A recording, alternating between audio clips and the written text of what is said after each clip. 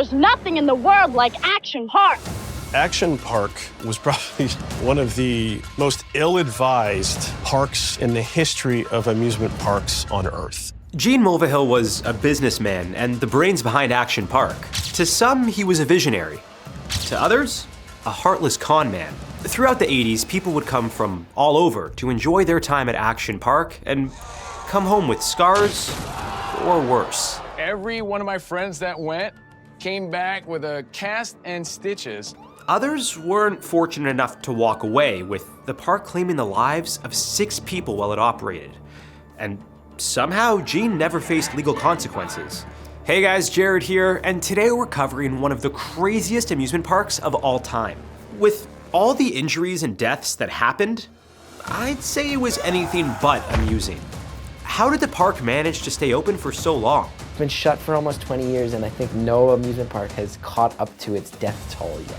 Which ride had to be adjusted because people were losing their teeth? It defied every engineering principle, every mechanism for safety or risk. And what ultimately led to the park's closure? We got a reputation as being the wildest amusement park in the world. Gene Mulvihill was known for running New York-based Mayflower Securities, a company that quickly became infamous for taking advantage of investors, selling them worthless penny stocks. Once the SEC investigated them, Gene was kicked off Wall Street. But he had other aspirations. He bought New Jersey's Vernon Valley and Great Gorge ski resorts in the mid-70s. But there was a problem. He only made money in the winter. Gene even built a giant snowmaking machine powered by a jet engine to extend the resort's operations. But still, it wasn't lucrative enough. Then, Gene built his very first ride. In 1976, the Alpine slide opened. Imported from Germany and made of fiberglass and concrete, you didn't just slide down on your back. You shot 2,700 feet down Hamburg Mountain in a small cart with a steering rod and brakes that worked most of the time. People loved it, lines formed, and the money started to pile up. But for Gene, this was just the start. With the help of his friend Bob Brennan, Gene raised enough money to build one of the world's first water parks. But it was much more than that. The amusement park he wanted to have was one where people controlled the action. Not where you just sat in a ride and it kind of took you around. He wanted one where you could control how fast you went, how high you went, and that's what he did. On July 4th, 1978, Jersey's Action Park officially opened. It was split into 3 sections: Alpine Center and Waterworld on one side of Route 94, and Motor World on the other. Yes, there was a highway running through the middle of this amusement park. And that's not even the craziest part about this place. Now, Gene was known to design a lot of the rides himself. One of his wildest ideas was the man and the ball. On paper, it made sense. In reality, the PVC pipe used to create the track expanded in the heat, causing the ball to derail. One poor test subject that Gene bribed ended up rolling into oncoming traffic. Now, fortunately, he wasn't seriously injured, but for obvious reasons, this ride didn't make it past the testing phase. My father, if he could find a guy with a crazy idea for a ride, he'd hire the guy, even if the guy had never built it before. He tried it all, but often made modifications during construction to make the rides faster and more extreme. Or more dangerous. It depends on how you look at it. He also opted to hire local welders, not engineers, to create these rides. And his blueprints were anything but legitimate. Gene Mulvihill designed the Cannonball loop on the back of a napkin. He's not an architect, he's not a designer, he's not an engineer.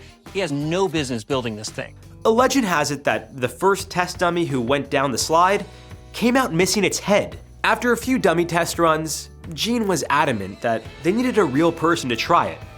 And who better than his teenage son, Andy? So Gene gets his son to test this water slide. His son doesn't even have enough faith in Gene. He decides, hey, I'm gonna go down it, Dad, but I'm gonna go down it in full-blown hockey gear. But this was supposed to be a water slide where people wore nothing but bathing suits. So Gene had to find a way to entice his staff, who were mostly 16-year-olds, to test the slide the way his future customers would. Mulvihill offers them $100 to be the guinea pigs, essentially. And so one by one, they go down the water slide, and there's a problem. And for those who didn't make it all the way around, they were stuck with no way out. So an emergency hatch was built.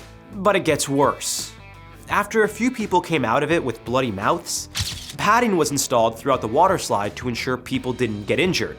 But this just turned bruises into cuts thanks to unexpected dental hazards. They open a hatch and they see that people were losing their teeth on the ride. The teeth would get embedded into the ride like shards of glass, and then we would just go on it and shoot around and get cut up by people's teeth. People's teeth! To no surprise, the ride only lasted about a month before closing down in 1985. Now, despite the injuries piling up, the park remained open and consistently attracted new customers. The money wasn't slowing down. And as far as Gene was concerned, he'd never be held responsible for other people's actions at the park. At Action Park, the most dangerous ride, probably from sheer amount of injuries, would be the Alpine slide. The Alpine slide was built more for speed than safety. Some people would deliberately knock their carts off the lift, trying to hit people on the track below. Others tried to spit on them instead. Lovely. And if that wasn't enough of a reason not to try the ride in the first place, the slide had a warning at the top featuring photos of people who had been hurt going down it. But to many locals, it was almost a rite of passage. They knew the risks, including almost guaranteed injury, and wanted to do it anyway. It was also surrounded by rocks, so if you fell off the cart and didn't land on the slide, you weren't any better off. And with the shoddy brakes that often didn't work, it was only a matter of time that someone would get seriously injured. But more on that later. You'd go up into this lip, and if you didn't know how to distribute your weight when you came out of that bank turn, the thing would flip on you. And when the thing flipped on you, that's when it started to hurt. An average day saw anywhere from 50 to 100 people getting injured. From scrapes and bruises to broken bones, it shouldn't be much of a surprise that parents started to sue. Between 83 and 86, 100 lawsuits were filed. But that didn't mean anything to Gene. New Jersey state law required the park to report serious injuries. The only issue was that it was completely up to Gene to decide what was considered serious. Yeah, thank you, doctor. Okay, can you just get them out of here, please? Oh, and I got some free passes for Wet Valley. Then there was the fan favorite, the Roaring Spring. It was supposed to be a fun tubing experience, but in reality, it was a concussion waiting to happen. I mean, are we even surprised at this point? One rider actually ended up getting cut by an exposed bolt, leaving a gash in their midsection. Most of the time, the lifeguards, who didn't even see if it was safe for the next customer to go, would tell them to slide down anyway. People were crashing into each other, slamming on top of each other. One person would be in the water, the next person coming down would then dunk the next person, go under. And if you couldn't swim well, yikes. Anytime someone had to be rescued from the water, the lifeguards, when they were paying attention, would give out wristbands that said CFS. It was code for can't swim. Nice. And this wasn't the only tubed attraction at the park. Of course, they had a lazy river, the Colorado River ride. But it was anything but lazy. During construction, Gene decided he wanted to replicate Class 4 rapids. But early testing didn't go so well when people came out unconscious. To no surprise, they had to make it a little less intense. There was one section where tubes tended to go right up an embankment, and everyone was looking at it expectantly, waiting for them to fly over the side. You would hear people audibly go, ah. Guests would pile into tubes, up to 4 at a time, hoping they all reached the bottom uninjured, which apparently was a rare occurrence. And even if they made it to the bottom, fights often broke out amongst guests who had been drinking all day because, well, why not? Now, if you think any of the lifeguards were going to do anything about it, well, think again. And then we go past a lifeguard chair that, you guessed it, is empty. One of the park's most popular attractions was the Tarzan swing. I can't wait to jump in the Tarzan pool. It sounds simple, but once people hit the water, which was coming directly from a local spring, many would be so cold they'd go into shock. Some landed in awkward positions, either face first or on their back. Others forgot how to swim altogether. Some people would go up and like do a backflip off it and get a big cheer. Or some people, you know, would like slip and wipe out and everybody would just like point and laugh and mock them. Speaking of swimming, Action Park had a wave pool. And among lifeguards, it was nicknamed the Grave Pool. More on that later. With the waves turned up as high as they could go, many people would get knocked down. And unlike an ocean which has salt water, this freshwater wave pool didn't offer buoyancy. And Gene didn't believe in limiting the number of people in the pool. He wanted the wave pool to be like the ocean. And you can't stop people from enjoying nature. So, at times, the wave pool had up to 1,000 amateur daredevils crammed in it, shoulder to shoulder, fighting for space. We were one of the first guys in the country to put in a wave pool. And the day that we opened the wave pool, we must have pulled 100 people out of the wave pool with our lifeguards. It was crazy. A mix of mud from a nearby hill, sunscreen, human waste, and of course, open cuts made the water anything but clear. Gross. Every few minutes, the waves would stop, and lifeguards, especially those sitting by the deepest part, had to scan to see if there were any bodies at the bottom. Now, this is just scratching the surface of the dangerous attractions at Action Park. There were drunk drivers in modified go-karts, speedboat races in snake-infested waters, plus a 20-foot artificial cliff where people would often dislocate their shoulders jumping into the water the wrong way. But it wasn't just the rides that were a problem. It was the staff that Gene hired. Given that the park was run mainly by high school kids who were often drunk, high, or both, it's clear that safety wasn't the #1 priority at Action Park. Legally, you had to be 16 years old to operate a ride. That seems really young, but according to reports, kids as young as 14 and 15 were actually operating these rides which could and did kill people. When guests were injured, they were taken to the infirmary, where a teen would spray their cuts with an orange solution. It was a mix of alcohol and iodine, and as you can imagine, on an open wound, it hurt like hell. The staff even drew a circle on the floor and offered any guests who stayed within it while being sprayed a prize. It was a measly Action Park pen. Other injuries would require calling an ambulance to take them to the hospital. In fact, this happened so frequently that Gene donated money for an area hospital to purchase 2 ambulances, with one permanently staying at Action Park. So he really was leaning into the idea that if you didn't get hurt at Action Park, you were doing it wrong. Sadly, it wasn't just injuries that occurred here. Whenever somebody got hurt or there was a fatality, it was terribly tragic. In total, 6 people died while at Action Park, and for each death, Gene found a way to avoid blame altogether. In 1980, Action Park claimed its first life when George Larson Jr. flew off his cart while zooming down Alpine slide and hit his head on a rock. After spending a few days in a coma, he passed away.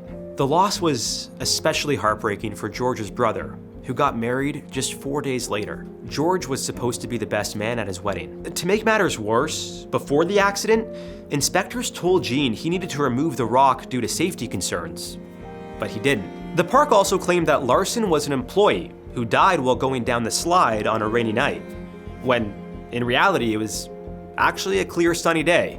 Now, he did have a brief stint working at one of Gene Mulvihill's nearby ski resorts as a lift operator, but hadn't worked there since. Now, these were all lies to ensure the park wouldn't be held liable, as they didn't need to report employee deaths to the state of New Jersey.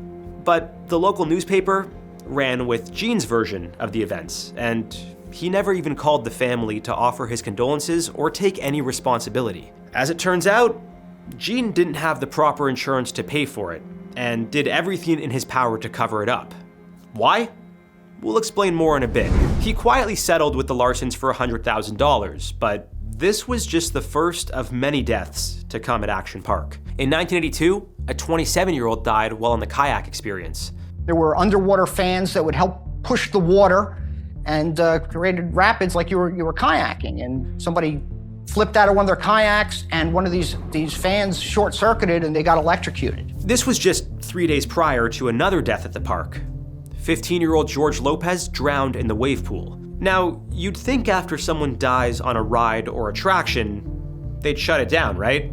Not at Action Park. The wave pool would go on to claim the lives of 20-year-old Donald DePass and 18-year-old Gregory Grandchamps in 84 and 87. Also in 84, a parkour passed away from a heart attack on the Tarzan swing. It's very likely that the shock of dropping into freezing cold water led to their cardiac arrest. And despite all these deaths and injuries, the park, which had been given the nickname Class Action Park, was still up and running. Now the lawsuits were piling up, but if anyone thought they'd have an easy time settling with Gene, well, they were wrong. He had another trick up his sleeve. Before we get to how Gene made himself untouchable, make sure to like and subscribe for more in-depth documentaries like this one. And let us know in the comments down below which ride you think is the craziest. The owner was able to have an insurance company that was, I guess, not typical of your current amusement park insurance companies. Gene would take every case to trial, regardless of how long or expensive it would be. And for that reason alone, a lot of lawyers didn't think it was worth their time to even go after Action Park. For those who did win against Gene, getting the money out of him was yet another obstacle. He just wouldn't pay. Well, until the US Marshals tracked him down and forced him to do so.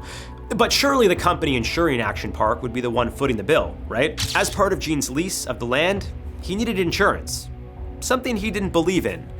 And being the crafty businessman that he was, Gene found a way to use this to his advantage. Located in the Cayman Islands, he set up London and World Assurance, a sham company that not only provided him with fake insurance, but also helped him launder money. My father was ahead of his time. He went and he set up a self-insurance vehicle, which the state didn't really like. They went after him for that. The state launched an investigation into Mulvihill's insurance, which led to a 3-day hearing and a 110-count indictment. After pleading guilty to fraud, theft, and conspiracy, Gene was told he needed to give up control of Action Park, as requested by the state. To no surprise, rather than give in, he fought fire with fire. He stopped paying the bills, didn't file paperwork, and did everything he could to piss off the state. And it worked. The state got so fed up with Gene that they actually sold the land to him for just over $800,000. Throughout the 80s and 90s, it seemed nothing would ever shut down Action Park or stop Mulvihill. Well, that is until the SEC set their sights on Gene's right-hand man, Bob Brennan. With all the lawsuits and bad press, Action Park's attendance began to decline. Things weren't looking too good for Gene, but the ultimate blow came when Brennan, whom he had always counted on for money, was found guilty of bankruptcy fraud. Brennan was sent to nearly a decade in prison, and Action Park filed for bankruptcy shortly after, with debt piling up to $48 million. Following the 1996 summer season, they closed their doors for good. Gene Mulvihill passed away in 2012, and it seemed Action Park would forever be in the past. Or so everyone thought. In 2014, Gene's son, Andy, tried to revive the amusement park under the Action Park name, and even went as far as to recreate the iconic Cannonball loop. Oh my goodness, what? It's a 45-foot fall. free fall, and then a 30-foot loop, but it's a little bit different. You gotta ride in this thing. A coffin. Thankfully, this ride never came to fruition. I think its first iteration was proof enough that it was a bad idea. Now, most amusement parks don't advertise the dangers the way Action Park did, but that doesn't mean they don't exist. Specifically in the United States, there isn't a single federal law that regulates rides. It's state dependent, and, well, some don't have regulations at all.